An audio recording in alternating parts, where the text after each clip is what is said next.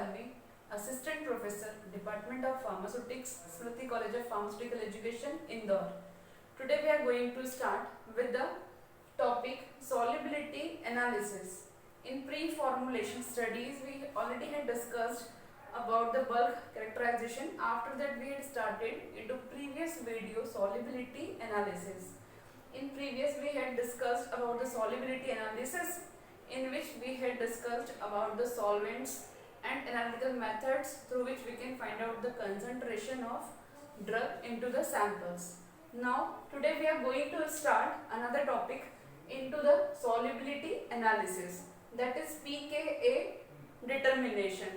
It is also known as dissociation constant. So, how we can determine this dissociation constant?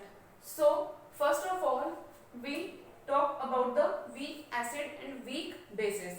As we all know, when any drug, if it has to be absorbed into the body, then the drug should be in unionized form.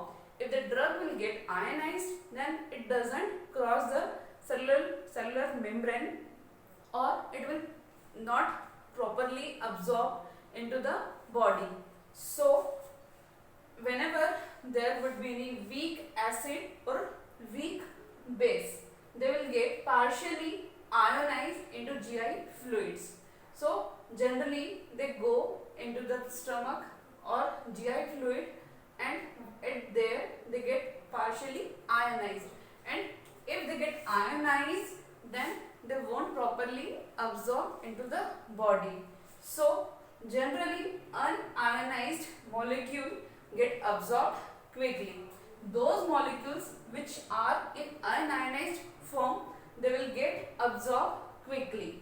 So, after this, the Henderson-Hazelbach equation, this equation provide an estimate of ionized and unionized concentration at particular pH. It means at particular pH how much amount of ionized and unionized form would be there of any of the drug or any of the substance. So, this we can get through Henderson-Hazelbach equation.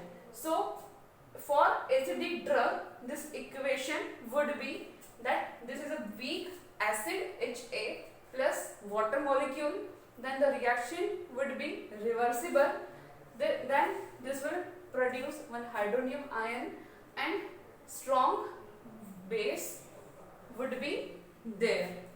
Then the equation would be pH equals to dissociation constant plus log ionized upon unionized drug.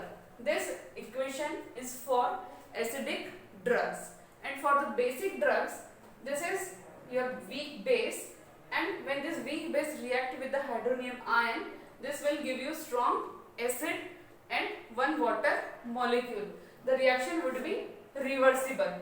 Then what would be the equation? pH would be equals to pKb plus log unionized upon ionized drug. So, this was the Henderson-Hazelbach equation for determination of dissociation constant. After that, there are some methods through which we can determine dissociation constant.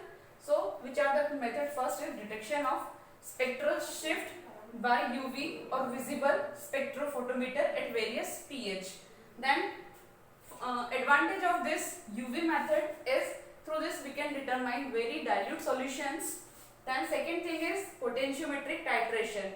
So, through potentiometric titration, this titration would be sensitive for the compounds which have dissociation constant in between the range of 3 to 10.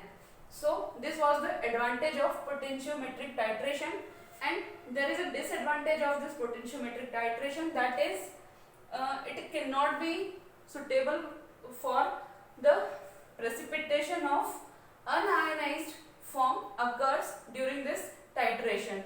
It means the unionized form of drug get precipitate in potentiometric titration. So, its determination could not be properly done. So, for this we can add or we can use co-solvents in the potentiometric titration like methanol and DMSO, dimethyl sulfoxide. Then third method is variation of solubility at various pH. We can alter or vary the pH at different point and we can find out the difference accordingly into the solubility. So through these three methods we can determine dissociation constant of the substances.